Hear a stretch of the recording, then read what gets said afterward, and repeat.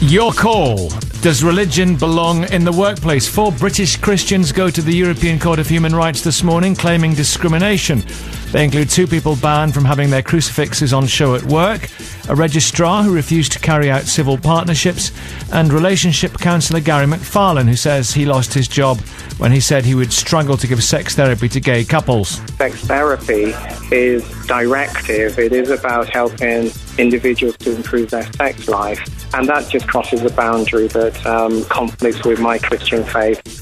Is it okay to allow your beliefs to interfere with your job, or should you put your faith on hold until you get home? Does religion belong in the workplace? 0500 909 693. Good morning. Does religion belong in the workplace? 4 British Christians taking their case to the European Court of Human Rights claiming discrimination. 2 were told not to wear their crosses at work. One's a registrar, refused to conduct civil partnerships. The 4th is a counsellor who wouldn't give sex therapy to a gay couple. Should you bring your beliefs with you? I think there's probably a public sector, private sector difference here in our debate. We'll see. Melanie's in Watford and Casper Melville. Hello, Melanie. Are you there? I am there, yes. We've got Aurora in Bristol and Peter in Eastbourne and Peter in Leicester. Delighted to have you all on the programme. Casper Melville joins us, editor of the New Humanist magazine. And Mike Davidson from Core Issues Trust. You firmly believe it does have a place, Mike, don't you? Tell us more. Yes, I do. I think that generally Christians are people who would find it very difficult to keep religion in boxes in their lives, so to speak. They want to express it wherever they are. Now, I'm not advocating that should become something intrusive or offensive, but I think a small cross that a woman might want to wear could be a very reasonable expression. You say offensive, of course. You're the Christian group behind adverts which have been pulled from buses in London for just suggesting gay people can change their sexual orientation, which was, to many people, hugely offensive.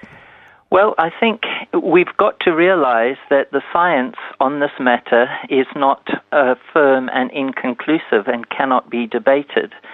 It doesn't matter that professional bodies have made statements. But do you acknowledge how much offence that caused?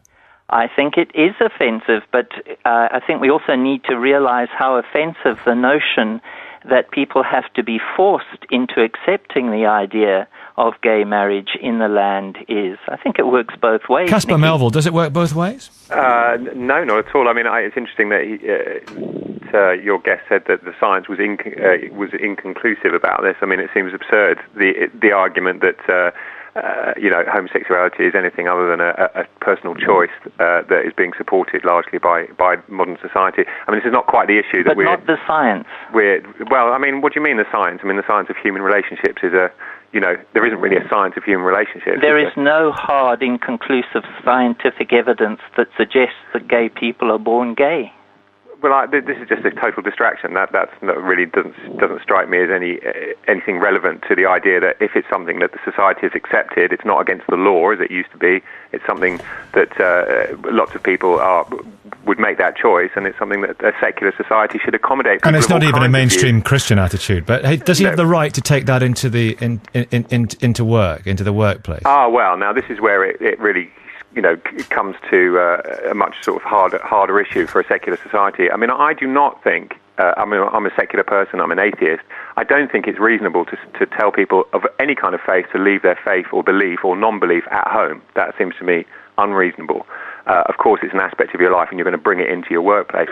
However, how you bring it into the workplace is obviously going to have to be negotiated according to who you're working for, what kind of job you're doing.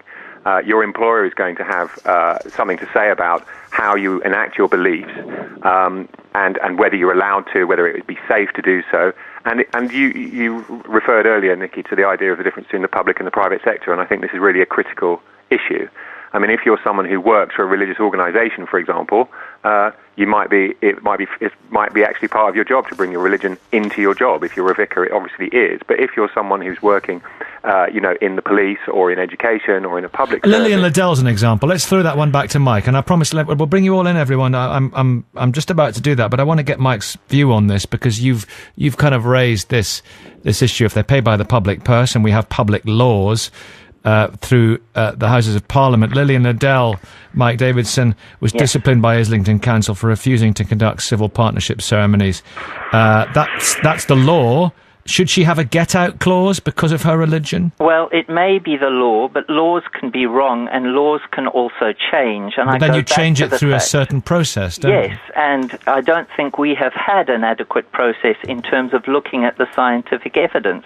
If we are claiming that gay people are born gay, then yes, I think there is a serious equality issue that we need to take into account. But you're clinging to this idea that... I'm not clinging, Nikki. If we interrogate the science, there's very good perspective. But the law as it stands, let's just take it from there. So the law as it stands says that we can't do this. So somebody who is in conflict in terms of their conscience, I believe, it is realistic. Okay, so Caspar Melville, what should she do? Well, I think the issue is one of, if you are expected to deliver a public service which should be delivered equally to everyone, this is why we have an equality law, you have to... I do think that there is a difference between the law and between a pragmatic approach by an employer. For example, if it were possible within a given employment situation for someone to say, I have an objection to this, some sort of faith-based objection, if it's reasonable and if it's pragmatic to do so, it may be possible to reassign someone to do that particular thing. And I think there are cases, for example, if you're expecting, doctors, Catholic doctors, should not, in my view, be, mandated and forced to perform abortions if there is someone else who could do that. However, in a case where someone is doing a public service, like a registrar, to perform marriages, for your guest to say, laws can be wrong, well, yes, okay, but we have to stick to the laws. Why would anyone having a civil partnership ceremony with their same-sex partner want it to be conducted by Lillian Liddell? Well, precisely, and it seems to me that sometimes people might have to look at their own conscience and figure out whether they're in the right job. Yeah, Melanie in Watford, what do you think? Well, for me, it's very much a matter that if I sign a contract with my employer that says I have to do certain things, then I look through the contract, and if I don't agree, then I don't take the job and I go somewhere else. It's not that simple.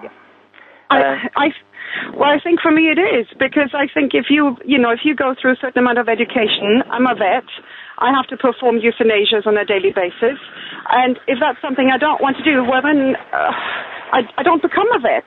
Well, but with respect, Lillian Liddell was already in the job. She was signed up to a contract that had one set of values that were changed mid-course. Why should she then alter her entire faith basis and leave her job and go in another direction? There needs to be more space here for people who are working out these issues.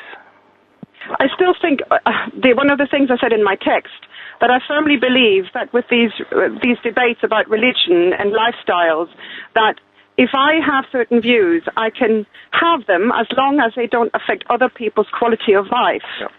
And if I have these views, I'm allowed to voice them and so on, but I can't go around preaching to other people how they should lead their lives.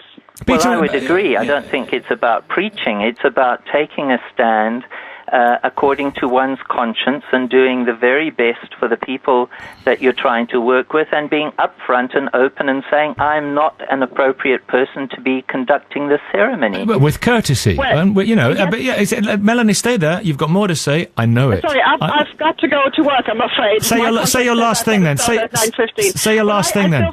I still feel that if there's someone else there to do the ceremony, fine, but there isn't, then you have signed a contract to do so, and you have to do your job.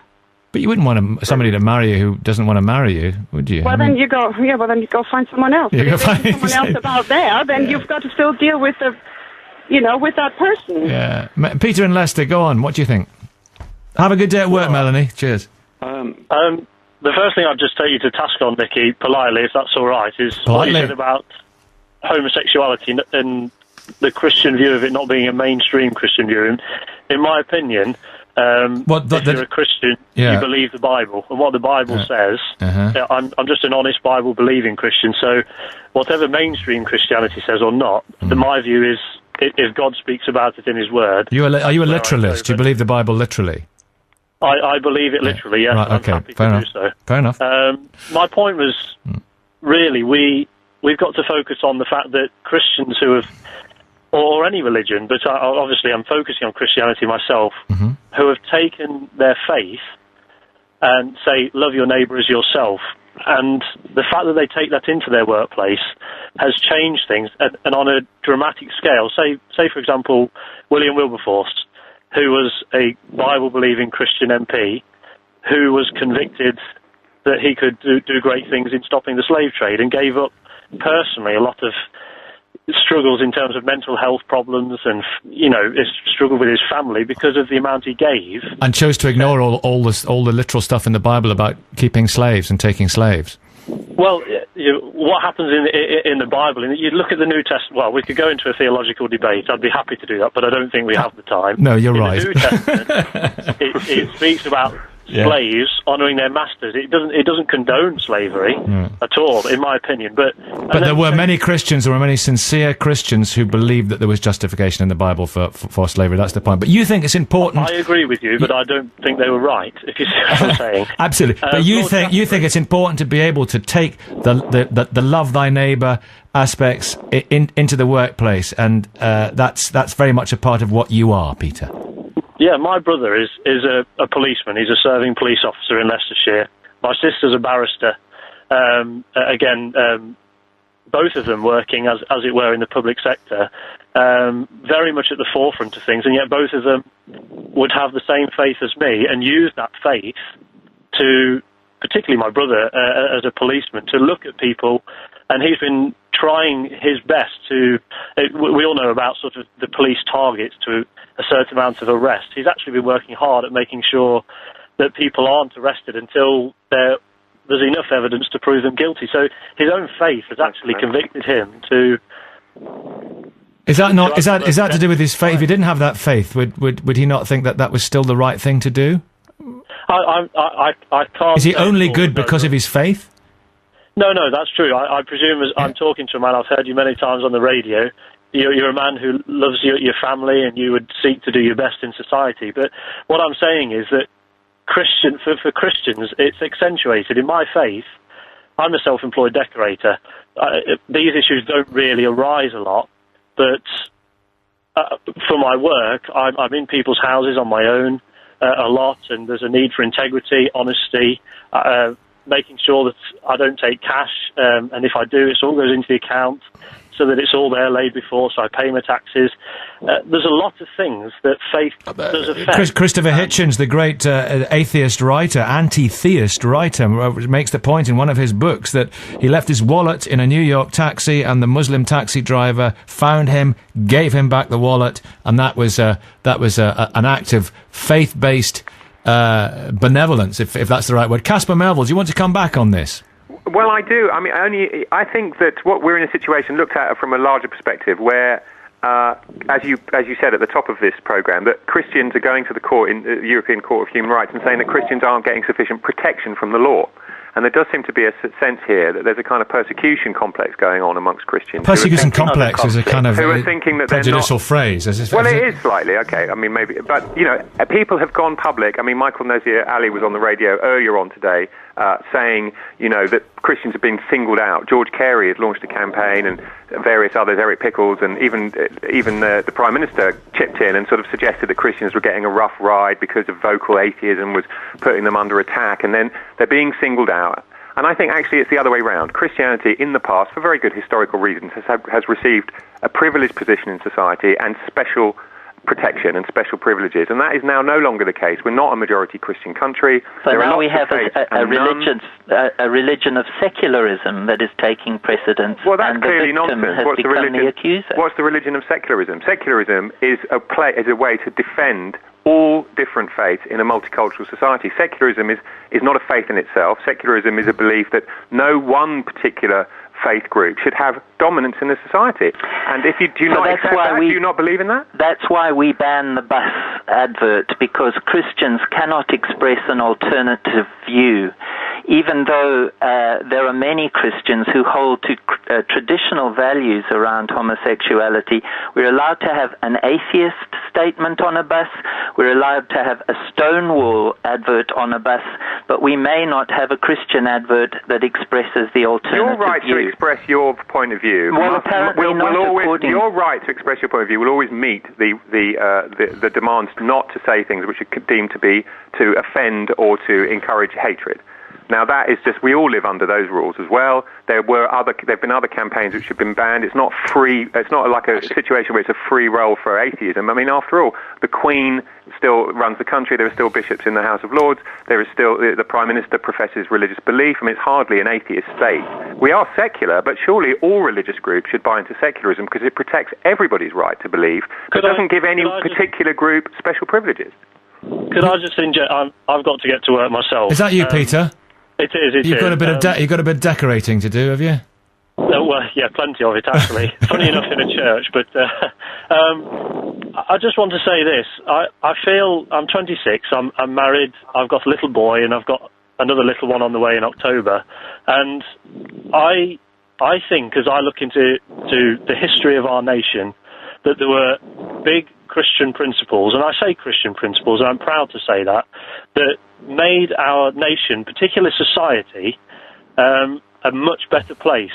I see people around that have pushed out any sort of sense of morality or even a fear of God, I'll call it that, and you see the effect upon marriage, you see the effect upon young people who are encouraged to sexual promiscuity, and look at everything that happens. Which is the most religious country in the Western world? Sorry? Which is the most religious country in the Western world? America.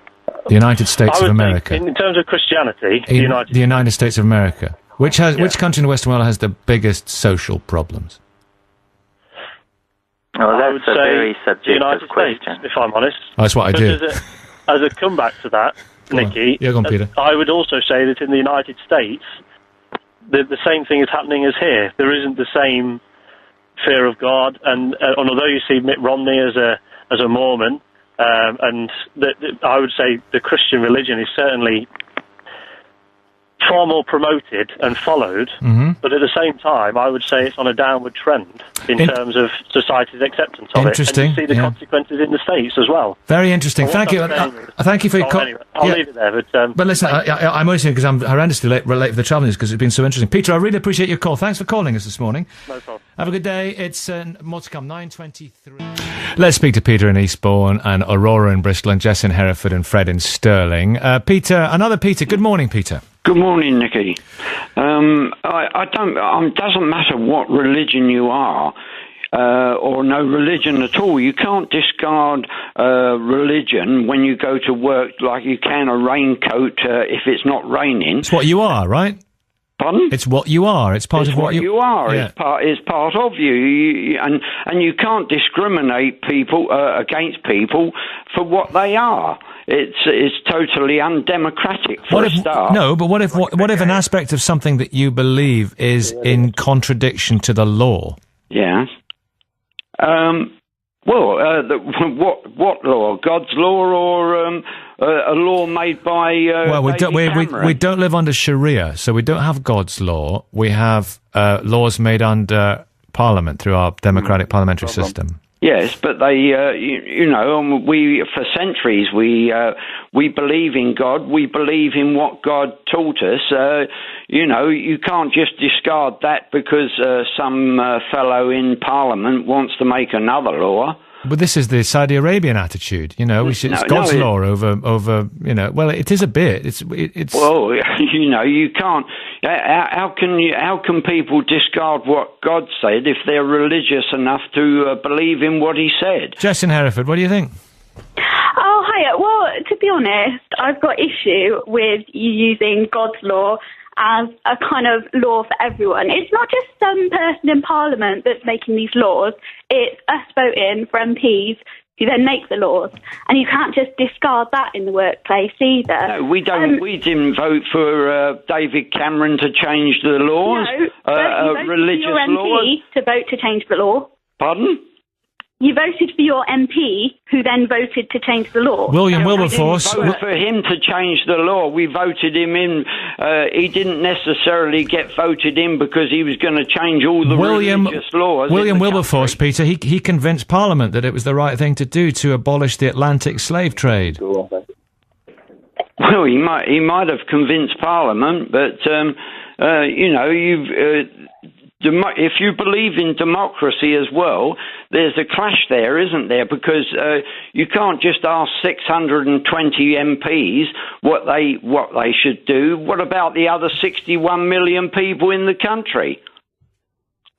Yeah, but the people in the country vote for their MP, who then vote to pass the law. And I don't think that's the issue here. I think the issue is that you're saying that, okay, you get to express your belief in the workplace and you can't just discard it. No, but for me, when you're saying that homosexuals shouldn't be allowed to get married, homosexuals shouldn't be allowed to do this and that, that to me is completely offensive. That's like you telling me that a black man shouldn't be able to do that a black woman shouldn't be able to do this. No, and you think you should be free to say these things, do you? You should be. You can't go against your religion. If you believe in something, you've got to believe in it, and that's. No one's asking you to go against your religion. Yes, you are. No, I'm not. I'm just asking you to not be vocal about these sorts of things in the workplace. You can believe whatever you want to believe in your head. Just don't. Well, you don't go around your workplace. You don't go around your workplace saying this, that, and the other about religion. If someone asks you, you give your opinion. And if they don't like it, they don't like it. You see, democracy has been discarded in this country. You say we vote for MPs to come in, but we didn't vote for instance, thousands, if not millions, of immigrants to come storming into the country. Well, I thought it was love thy neighbour. All of a sudden, you don't want any immigrants here. No, I didn't say I didn't want any, but what I'm saying is What I'm saying is, we were never asked if we wanted them here in the first place. Who was chuckling there? Who's that in the background? That was me, Fred in Stirling. You want to come in, Fred? Yes, please. Articulate that chuckle. Is this a laughing matter, Fred? No, not at all. Share the joke with the whole class. I'll share the joke because I am an immigrant and I'm just listening in. And I just wanted to say a few things. Worse than that, I'm one of those dreaded HR employment law consultants, so it's even worse than that, perhaps. Oh, just my goodness me. Carry on. I know. Shocking. I've used the swear word consultant. I do apologise. I need to be brief because I'm actually in court at 10. Just a few points. People can listen to them or discard them if they wish. First thing, there's two main parties contributing to the mess, and that is the legislator at the EU and the UK level, producing law. They know it's in conflict with one another, and they're not actually having the confidence, use a polite word, to say this is how one piece of law fits in or doesn't with the other. You've got weak management, weak HR, not making the expectations clear. But two really important points. I'm a Christian and I'm a former Catholic. I took a decision quite a while ago that my church, because of its behaviour, didn't have the right how to tell me how to behave, and perhaps other people should think the same. And finally, be very, very careful what you wish for here, because the definition of religion is a commonly held belief. And if anybody's on the line, if they're an employer, if I tick on the sheet that I'm, say, my religion is Klingon, and I decide I want to watch 6 episodes of Star Trek a day, would they employ me? Where does it end? That's me off my soapbox. Well, they got to employ you because they're discriminating against you if they don't. What if you say you're a Satanist? Pardon? Well, it doesn't matter, does it?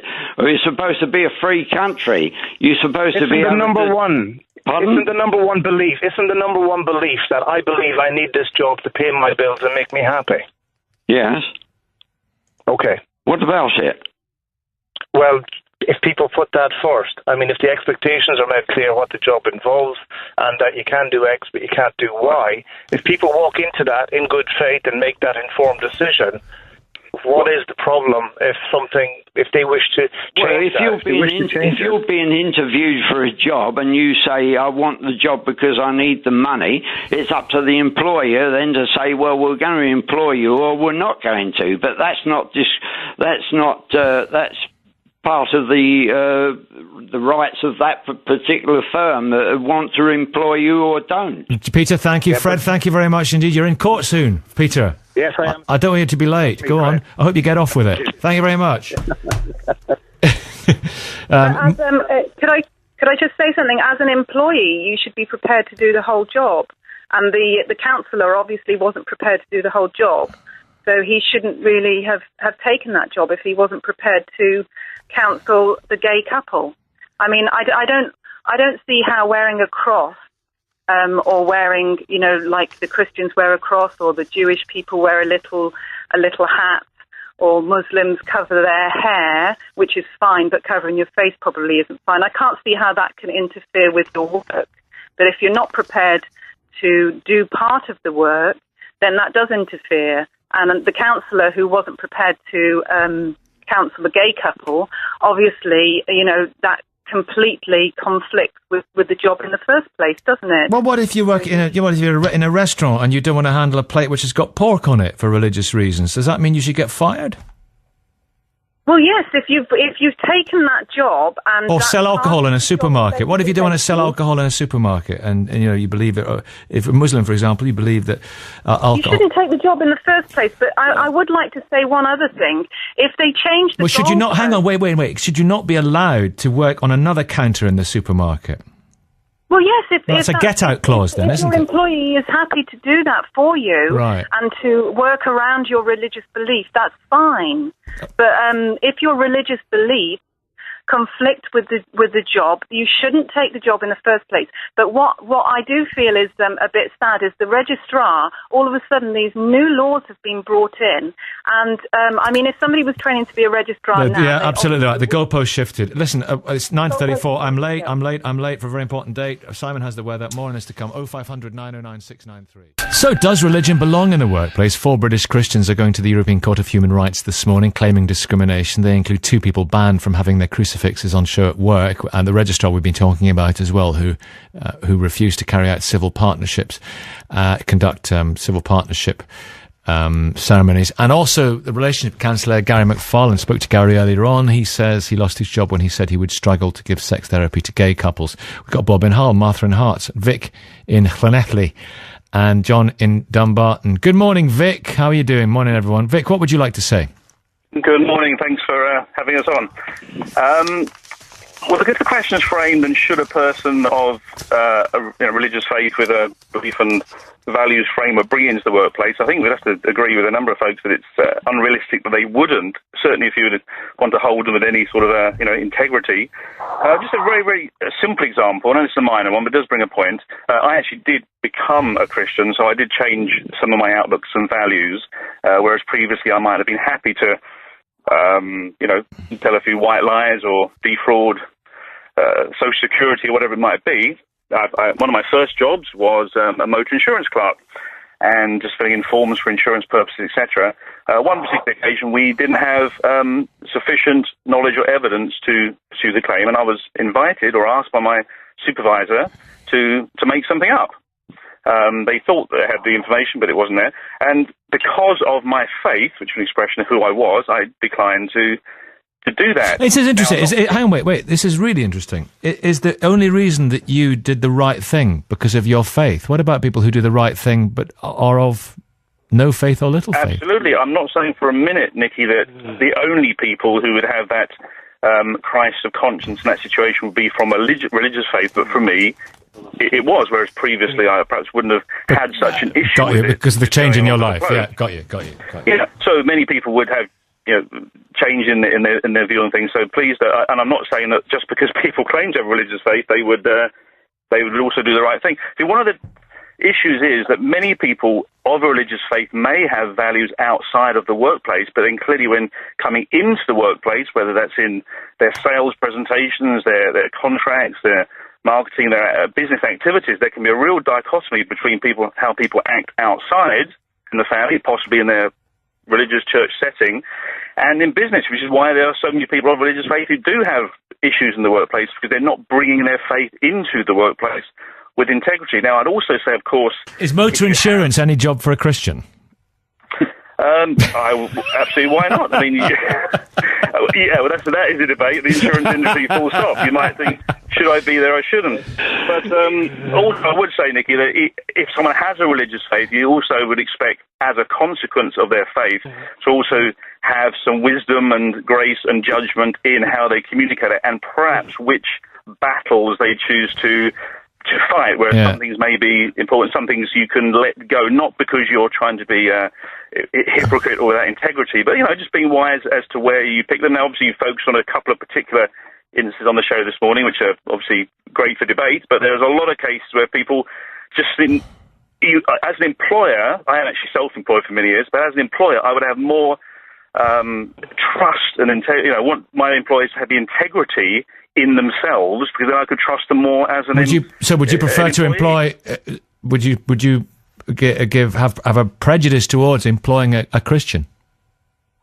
Do you want my honest answer? Yeah. Having been in various business, sadly I found many people who have claimed to have religious faith haven't necessarily exhibited that in the business. I would rather have someone who is proven to be honest and integrity, because I know if someone could lie to me as an employer, then you think, well, if someone could lie for me as an employer, what could they lie? Could they lie to me?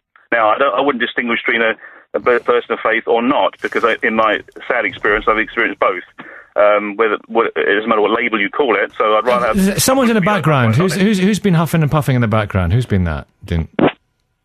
Somebody has. Who is it? Is it Bob or is it John? I'm laughing in America. They're some of the biggest crooks in America. These are evangelical Christians and people of faith in Syria are busy slitting the throats of children. I'm an atheist and a humanist, and I don't mind paying my TV licence, but people like yourself, the BBC, don't discriminate. But I'm damned if I'm going to pay council tax on pain of imprisonment to employ people that are going to actively discriminate against me in the public sector. You can bring in your religion to your workplace, but when your religious rights conflict with my rights not to be discriminated against, that's a different matter. Somebody said that we acquired religion. When we are born, Nikki, we are born without prejudice or without any religious belief. We either acquire it through education or indoctrination. You can discard it. Sexual orientation can't be discarded. They tried that in the 1950s when they tried aversion therapy, and it was a disaster. I wouldn't like to subject you to aversion therapy and try to change your sexuality. It would be a disaster and it would be a failure. And as for, I was laughing too when you heard this guy say they wanted 600 MPs replaced with 600 Ayatollahs. Well, we'd end up like Pakistan, where you've got blasphemy laws, where Christians are in the minority in the Middle East, and they're facing persecution. That's real persecution. And what's happened to that wee girl that was at 14 is an outrage, and we don't want to end up in a society where religion has the upper hand and politics are submissive to that. It's 9:47. Here's Michelle. This is 5 Live Breakfast. Your call. 9:49. Martha in Hearts and Bob in Hull. Martha, good morning. Good morning. Over to you. All yours. What do you think about this big case at the European Court of Human Rights this morning? Well, I think I would say the workplace is about equality. So I would defend the right of somebody to wear a religious symbol in the workplace. But I think if your faith is going to interrupt or impinge on your ability to actually perform your job, then you might have to question whether the job is right for you. But surely common sense has to come into play here. Lillian Liddell was disciplined by Islington Council for refusing to conduct civil partnership ceremonies. Do you think they should have just given her a little bit of leeway? Do you think she should have been disciplined? Well, yeah, I think that could have been something she could have discussed with her employer. I'm not sure of the exact circumstances, whether she had discussed it with them beforehand, but I think for her to refuse to perform a ceremony that isn't religious, I don't think her faith really comes into it. What do you think, Bob? Well, personally, I actually think that in the case of the registrar and the therapist chap, if they was in this job before the law changed, then I think they have a right to go to their employer and say, it's against my religious principles, I find it uncomfortable. But if they've come into the job after the law's changed, well, they know what the law is. And the people with the little crosses, well, I think personally, it doesn't matter if a person wears a religious trinket, not whether it's Jewish, Muslim, or whatever. As long as they're doing the job and they're not forcing religion on people. Yeah, but you're sounding a bit sensible this morning, Bob. What's going on here? This is well, lorry drivers. You see, we're not intellectual. We're just people. I mean, this whole point about knowing what the job is when you come into it, but if the law changes, and you train to do the job, and then the law changes. I mean, that's a very important point, Bob. You know? Well, I would have thought so. Yeah. And to be honest, I mean, I honestly think them two personally. Well, I would have thought constructive dismissal would be what they would get. It's like anything. It's like that you mentioned about the person refusing to move a plate if it had pork on it because of the religion. Yeah. Well, the way I see it, if I was a waitress and I was waiter and I was working in a vegetarian restaurant and all of a sudden they decided to put bacon sandwiches and sausage sandwiches on, well, I would have a right to say, well, no, I'm not having that. Vinny's yeah, absolutely know what you mean. Vinny's in Southport. Hello, Nicky. Good morning. I'd like to commend Preston North End Football Club. I worked there for 9.5 years. The manager for the youth department was Gary Peters at the time. He interviewed me for a job. He offered me the job. I said, Gary, if you offer me this job, I don't intend turning up on Sunday, but I will, because I'm a Christian, I will work Monday all the way to Saturday as much as you like and double time. And he took me on that basis, and we had a great time for 9.5 years. That reminds me of the great story under the Jock Wallace and Rangers when they signed R.V. Cohen, the Jewish player, and they said, you realise you can't play on a Saturday. He says, well, neither can the rest of them. Which was a fair... Well, it was lovely because when I did my coaching awards, very kindly, they put me on Saturday night, and I'd bend over backwards for Gary Peters and his team because they were so good to me. Yeah. Pavan Dhaliwal's there, who is the head of public affairs for the British Humanist Association. Are we lacking a bit of common sense here, Pavan? I think that we are, in the sense that our UK domestic courts were right to uphold human rights and equalities principles in these cases, and there was no need for them to go to the European Court of Human Rights. In any secular democracy, it's perfectly fine and reasonable to expect accommodation of religious beliefs. Should Lillian Liddell have been accommodated then, rather than disciplined by Islington Council? Well, the thing is, the important thing here is that they mustn't affect the rights and freedoms of others. But if believers are using their beliefs as a defence of treating other people badly... But why would a gay couple want to be married by an evangelical Christian who thinks what they do is wrong? But she's working for an organisation. But she wouldn't be doing that. But she wouldn't be doing that anyway, because if you were gay, married, if I was gay, marrying my same-sex partner, and they said, well, we want you to be the ceremony to be conducted by Lillian Liddell, who happens to believe that you're, her profession was as a registrar. Now, denying people their rights because they're gay. They're not denied the rights. They could get another registrar. But the thing is, within that professional context, the law was right to actually prevent her from doing that, because as soon as you start invoking those beliefs, then, there could be a whole number of people claiming lots of different beliefs, and all that ends up happening is that people who are gay end up being discriminated. What do you mean, a whole number of people invoking different beliefs? What do you think would happen?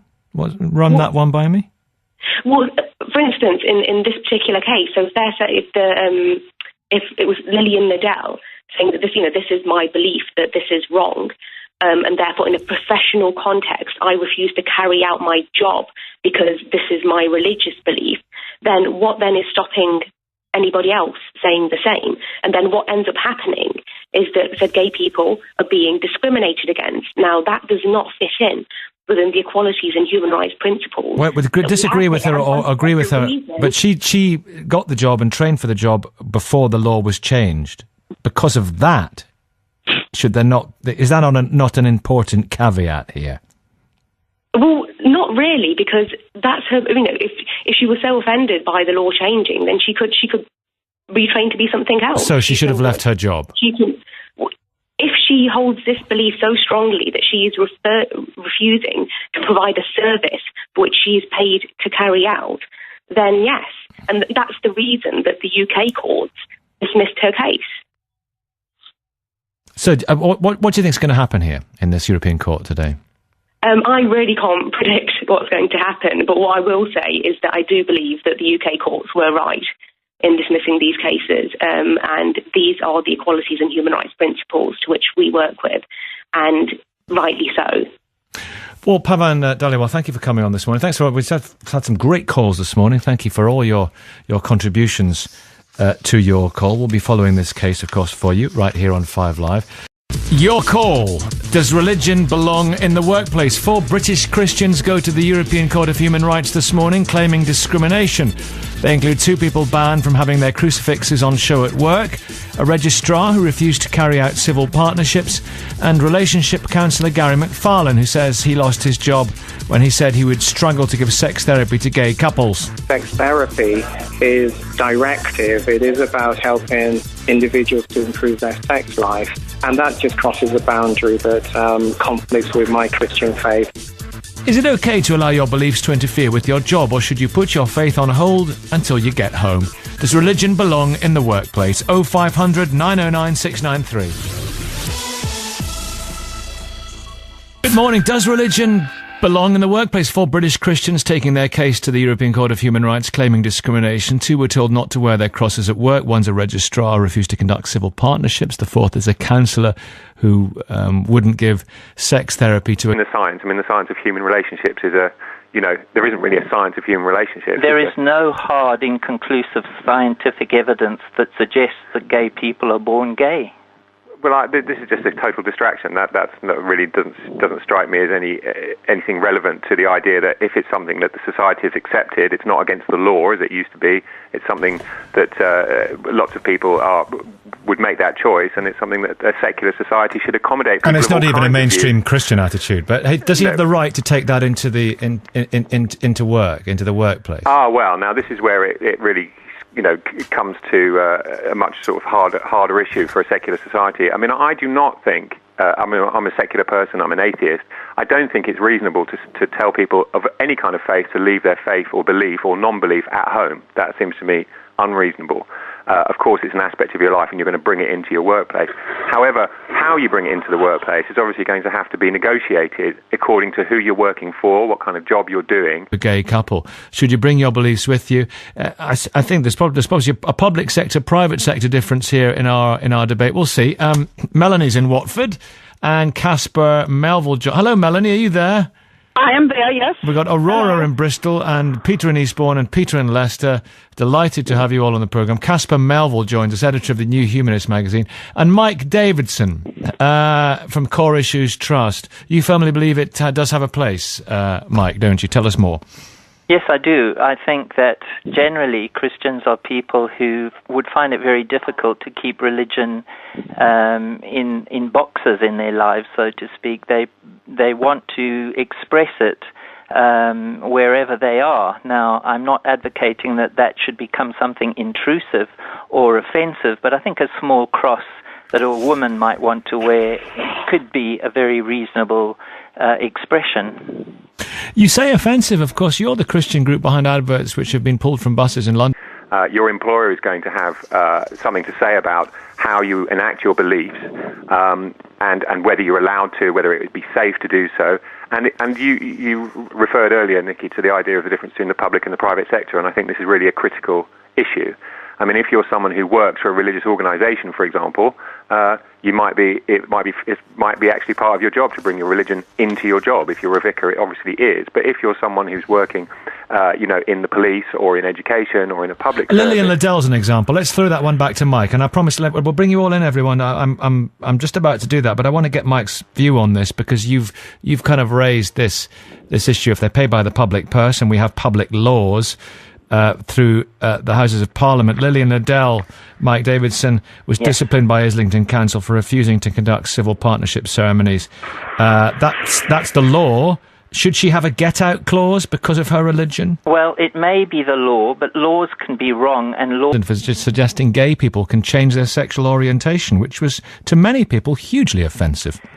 Well, I think we've got to realize that the science on this matter is not firm and inconclusive and cannot be debated. It doesn't matter that professional bodies have made statements. Yeah. But do you acknowledge how much offence that caused? I think it is offensive, but I think we also need to realize how offensive the notion that people have to be forced into accepting the idea of gay marriage in the land is. I think it works both ways. Caspar Melville, does it work both ways? No, not at all. I mean, it's interesting that your guest said that the science was inconclusive about this. I mean, it seems absurd, the argument that homosexuality is anything other than a personal choice that is being supported largely by modern society. I mean, this is not quite the issue that But not the science. Well, I mean, what do you mean?